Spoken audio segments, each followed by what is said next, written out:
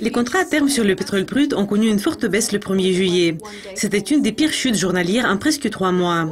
Comme le prix du pétrole se stabilise, quelles sont les perspectives de cette matière première? Chris Main, le stratège en énergie mondiale à Citigroup, nous rejoint aujourd'hui pour le coin des matières premières. Chris, le 1er juillet, le pétrole brut a fortement chuté dans le contexte d'une hausse surprise des stocks américains. Pourquoi les données étaient si surprenantes compte tenu de ce que nous avons déjà une surabondance de l'offre mondiale? L'augmentation des réserves est tout d'abord le résultat de la croissance des importations qui était au niveau de 750 000 barils par jour en seulement une semaine. Les raisons pourquoi c'est une surprise pour les États-Unis, c'est parce que nous entrons dans une période de ponte pour les raffineries où la demande de pétrole brut atteint le plus haut niveau. En même temps, la production américaine recule en raison de la baisse des prix. Donc, si vous avez une forte demande, une réduction de l'offre et vous construisez toujours des stocks, un scénario pessimiste se dresse. On pourra voir une baisse de la demande plus tard cette année. Une partie de les raisons pour laquelle nous avons eu une vente, en particulier aux États-Unis, est que le WTI est situé sur le continent et se négocie à Cochin, Oklahoma. Cette dynamique pourra influencer les prix peut-être plus que le marché mondial. Et à Cochin également, on a vu une accumulation des réserves. De ce fait, l'écart entre le WTI, qui est une référence aux États-Unis, et le Brent, qui est la référence mondiale, a reculé de 1, de -4 à -5. C'est plutôt les questions qui concernent les États-Unis, mais pas celles qui reflètent les événements mondiaux.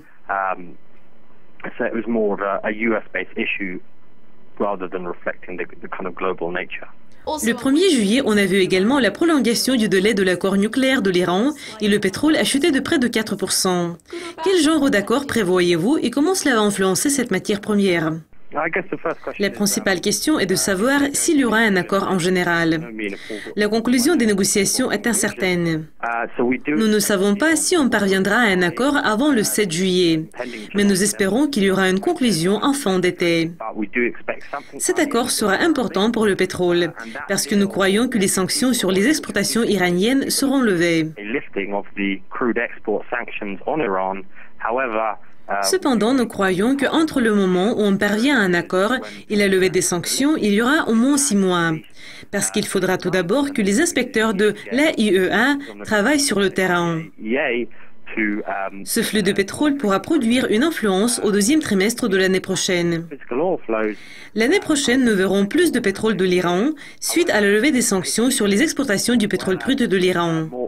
Ce sera une hausse de 300 à 500 000 barils par jour d'ici la fin de l'année par rapport aux niveaux actuels. Ce que vous pourrez voir également, c'est la vente massive des contrats à très court terme sur le pétrole parce que les investisseurs vont liquider leurs positions longues et il y aura de nouvelles positions courtes sur le marché en attente de la hausse de l'offre future.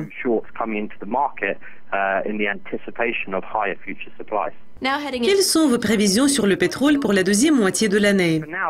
Pour l'instant, la gamme est limitée à court terme. Nous nous attendons à ce que les niveaux restent là où ils sont maintenant. D'une part, nous avons une forte demande de pétrole brut en raison de l'augmentation des opérations de raffinage. Et en ce qui concerne les produits pétroliers, on voit une forte demande à naissance qui attend le sommet en été. Mais nous avons également une offre très forte. Les productions américaines ne reculent pas au rythme attendu. Les productions de la Russie et de la mer du Nord restent assez fortes, aussi bien que celles de l'OPEP, ce qui limite le prix du pétrole. Toutefois, les risques pour la 2e moitié de l'année, en particulier pour le 4e trimestre, semblent se plonger dans la baisse. La demande saisonnière va reculer. Nous prévoyons que les exportations saoudiennes vont légèrement augmenter parce que le flux du pétrole brut direct a diminué. Cela peut contribuer à une augmentation des réserves.